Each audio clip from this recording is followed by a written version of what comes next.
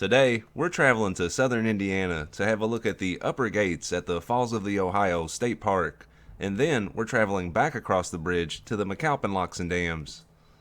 So come along with me on this journey that includes lots of beautiful views, some fossils, some wildlife, and possibly some danger. You don't think I can handle danger? What are you talking about? Let's hop into it.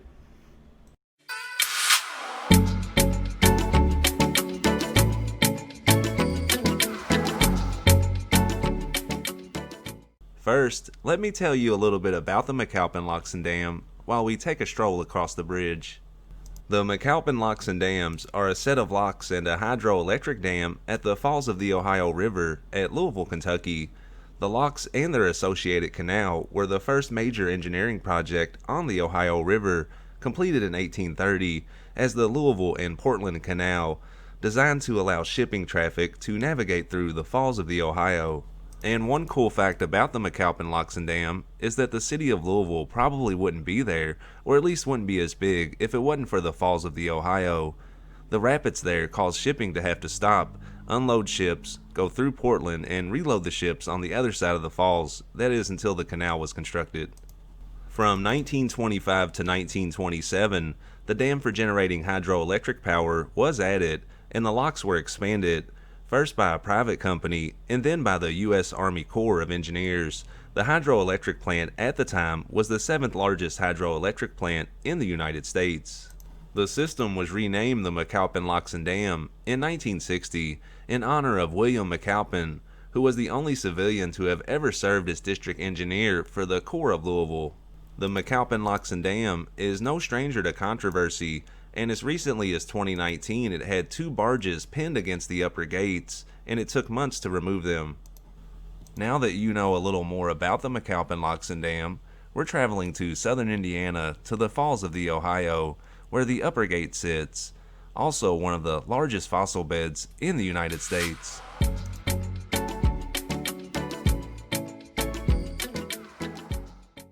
Before you get to the visitor center, there's about a mile of parks on your left-hand side with plenty of places to eat, picnic tables, lookout points, and that's where I recorded this beautiful footage of the upper gate.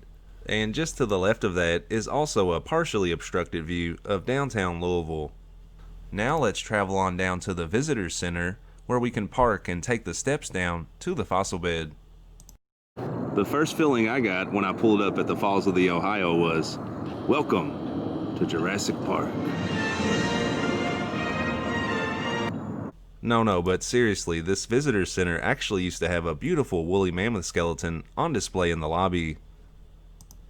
So then you pull around back and park, and it costs $2 on the honor system. I paid, I promise. And then you're greeted by these boards that show the different types of wildlife that have been known to call the region home. Hundreds of species of birds call this region home throughout the year, but some of the more notable species you may encounter include the great blue heron, the double-crested cormorant, the black vulture, the osprey, the ring-billed gull, and the black-crowned night heron. The Ohio River is also home to paddlefish, which can reach up to 6 feet in length and weigh almost 200 pounds. The types of fossils you may encounter are stromatolites, crinoids, trilobites, and horned coral. So after taking a few minutes to read up on the wildlife and fossil situation, you can walk around the deck and see this beautiful view of the upper gate.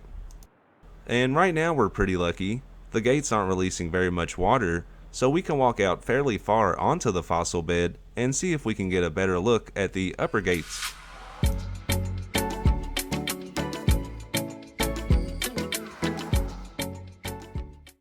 Alright, after traversing about a 8-foot tall limestone wall, we've reached the fossil bed, and right away we run into all kinds of cool little shells embedded in the rock. By walking across the limestone fossil bed to the edge of the riverbank, we can see the retaining wall that forms the canal, which funnels the ships down to the McAlpine Locks. It's pretty cool when you think about the limestone that you're actually standing on and how it spends a considerable amount of time engulfed by the Ohio River. Some of the fossils and rock formations that lay under it are millions of years old. While trying to traverse the rocks and muddy soil as best as possible and get a little closer to the upper gate, I found this cool looking fossil, which appears to be a brachiopod. This is the most widespread shell at the falls. After filming that fossil, I was able to get my camera focused just in time to catch this bird flying down the river towards the canal. And this is the view you see looking west down the river towards the canal, which is out of view from here because it's around the bend. You're not always fortunate enough to get this far out onto the riverbed though, as the amount of water discharged by the gates varies from day to day. So if you're ever at the Falls of the Ohio and you're out on the fossil bed, if you hear the sirens go off, try to get to higher ground as soon as possible. So after walking west for a few minutes and tracking the bird and then looking towards the canal, I decided to try to head back east and get a good look at the gate. But along the way I found this really nice looking horn coral fossil. At this point in my journey, the sun was beginning to get low in the sky, so I decided to come back the following weekend, which for you is only about 5 seconds away, and try to go to the east and see if I could get a better look at the upper gate.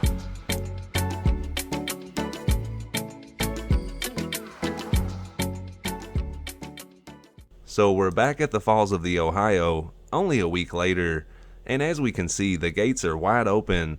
Look where we was standing just a week ago, it's totally submerged in water.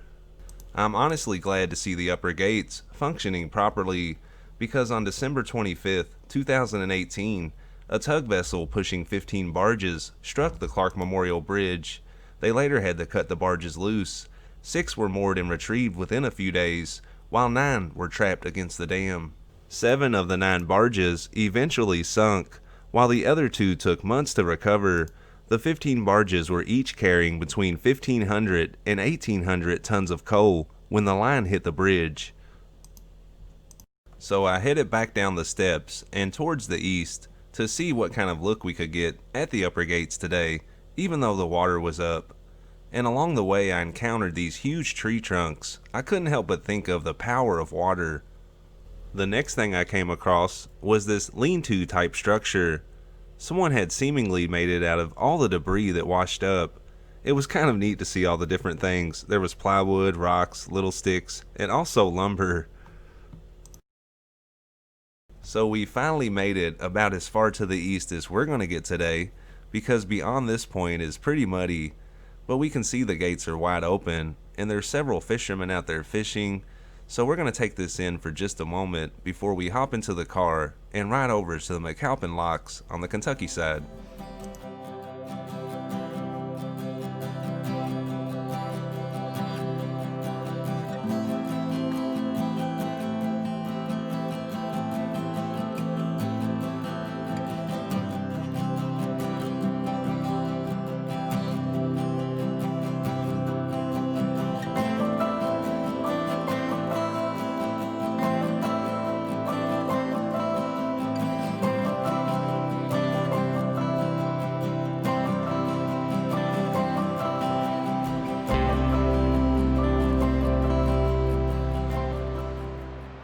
And it's a good thing I decided to head back when I did, because shortly after that, the sirens actually went off.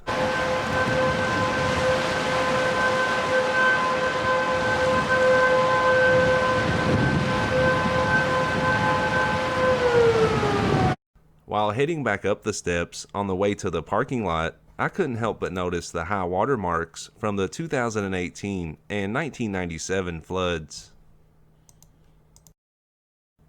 Now we'll head back across the bridge to the Kentucky side to check out the McAlpine Locks part of the project.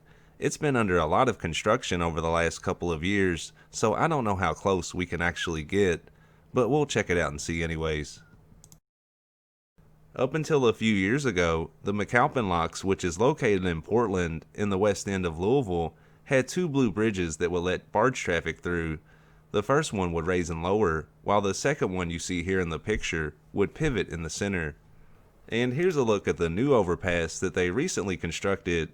It certainly serves a purpose and has a really high clearance, but there's something more aesthetically pleasing about those 2 old blue bridges to me. And they used to allow civilian traffic over the old blue bridges to the island in the middle. But for whatever reason, since they've completed the new project, they don't allow any civilian traffic.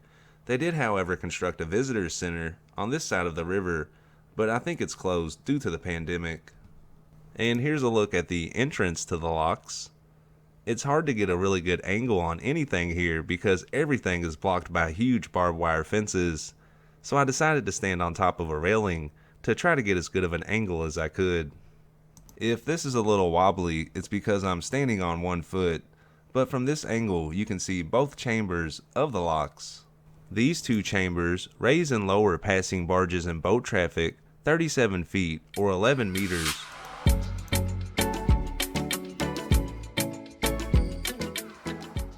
Thank you for watching this video. If you are finding it informative, please consider giving the channel a subscribe. Also, any sharing of the video would be greatly appreciated. And we're going to wrap this up today with a series of photos and short videos of my trip.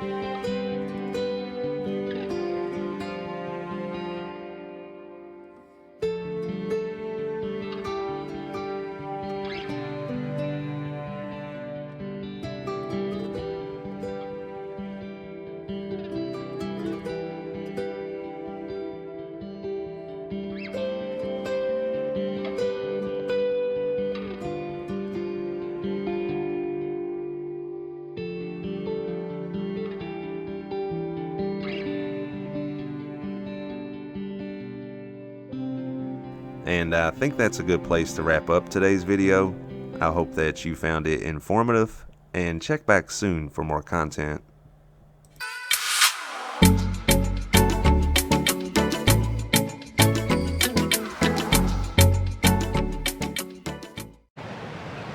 And this reminds me of Pet Cemetery. Hope Church isn't in there.